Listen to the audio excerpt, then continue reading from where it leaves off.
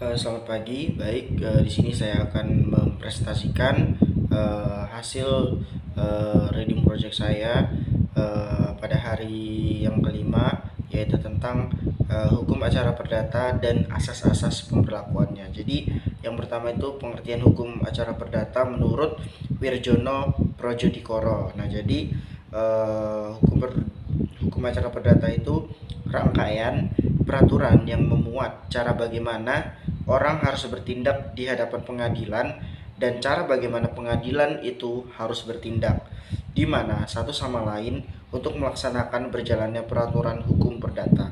Nah, kemudian menurut CST Kansil, pengertian hukum acara perdata itu merupakan rangkaian peraturan-peraturan hukum tentang cara-cara memelihara dan mempertahankan hukum perdata material.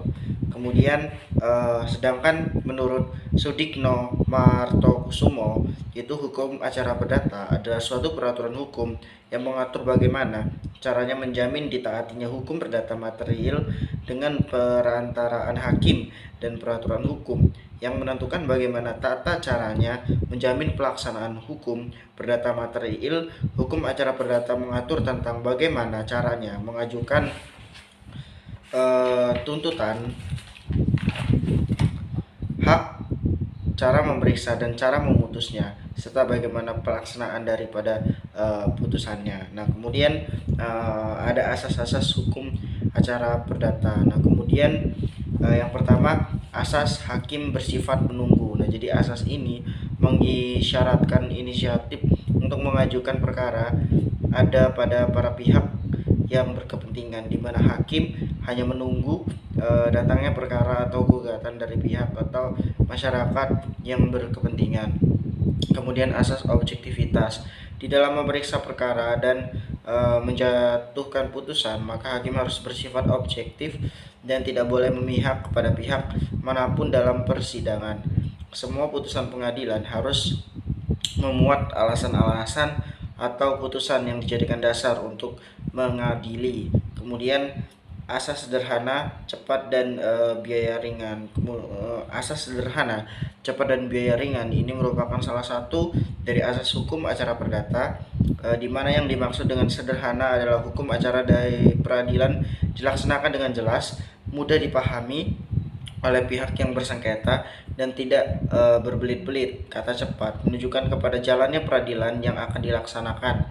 Terlalu banyak formalitas merupakan hambatan bagi jalannya peradilan, yang mana seharusnya sistem peradilan berjalan dengan cepat tanpa adanya penundaan karena pihak-pihak yang tidak menghadiri atau absen dalam persidangan membuat persidangan menjadi lama.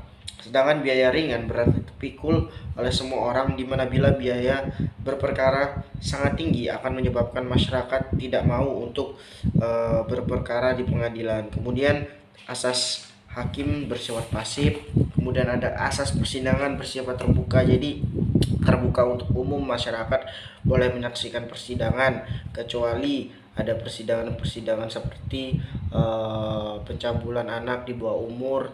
Itu mungkin hanya orang-orang tertentu ataupun orang-orang yang berkepentingan dengan masalah tersebut yang boleh menyaksikan. Kemudian asas mendengar kedua belah pihak. Kemudian ada asas beracara dikenakan biaya dan asas para pihak yang bersengketa dapat meminta bantuan atau mewakilkan seorang kuasa. Dan yang terakhir, asas prinsip persidangan harus majelis. Nah, kemudian itu saja yang bisa saya sampaikan tentang hukum acara perdata dan juga asas-asas pemberlakuannya. Terima kasih.